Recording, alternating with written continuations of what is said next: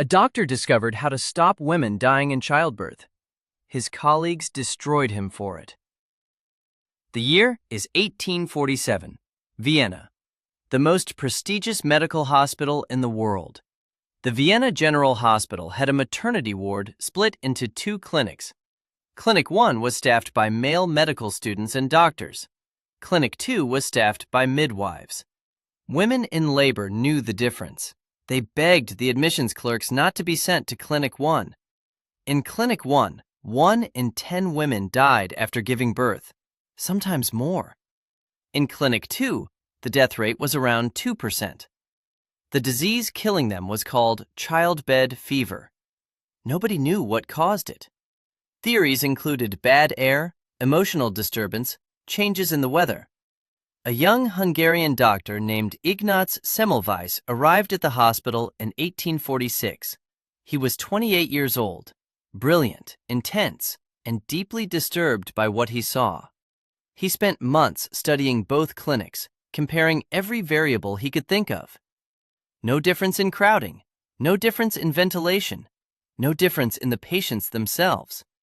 Then, a friend changed everything. Jakub Kolečka, a colleague, was accidentally cut with a scalpel during an anatomy lecture. He died shortly after, with the exact same symptoms as childbed fever. Semmelweis made the connection. The doctors were going straight from autopsies to delivering babies. They were carrying invisible cadaverous particles from the dead to the living. The midwives in Clinic 2 never performed autopsies. That was the entire difference. Semmelweis introduced a new rule. All doctors must wash their hands in chlorinated lime solution before entering the maternity ward.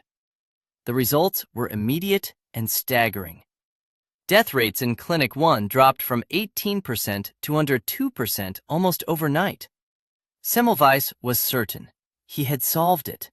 He expected the medical world to rejoice. But the medical establishment refused to accept it. The loudest objection? Are you suggesting that respectable gentlemen doctors are killing their own patients? This was an era before germ theory. Invisible particles causing disease seemed like superstition. Semmelweis had statistical proof, but he could not explain the mechanism, just that it worked. His mentor, Professor Klein, felt personally implicated. He began to work against Semmelweis. Semmelweis did not respond diplomatically. He wrote open letters calling his colleagues murderers. He attended medical conferences and publicly berated those who rejected his findings. His behavior became increasingly erratic. Colleagues began to avoid him. His contract in Vienna was not renewed. He was effectively pushed out. He returned to Budapest and took a position at a smaller hospital. There he achieved the same results. Death rates plummeted again. But he could not make the rest of the medical world listen. In 1861, he published a book laying out all his evidence. It was largely ignored. Semmelweis began to deteriorate. Colleagues noticed erratic and confused behavior. In 1865, his colleagues arranged for him to visit a mental institution. Once inside, he was committed against his will. He was 47 years old.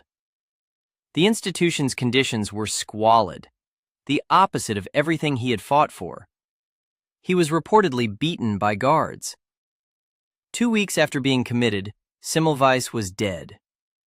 The cause of death was septicemia, a blood infection. He died from the exact type of infection he had spent his career trying to prevent. He never knew he was right. 14 years after his death, Louis Pasteur confirmed germ theory. Joseph Lister developed antiseptic surgery using similar principles. Hand washing was adopted universally. Hospital death rates collapsed across Europe. Millions of lives have been saved by what Semmelweis proved in 1847. His face now appears on the Hungarian 500 forint banknote. There is a concept named after him, the Semmelweis reflex. The Semmelweis reflex is the automatic, instinctive rejection of new information that contradicts existing beliefs. He proved something true. The world punished him for it, then quietly adopted it anyway.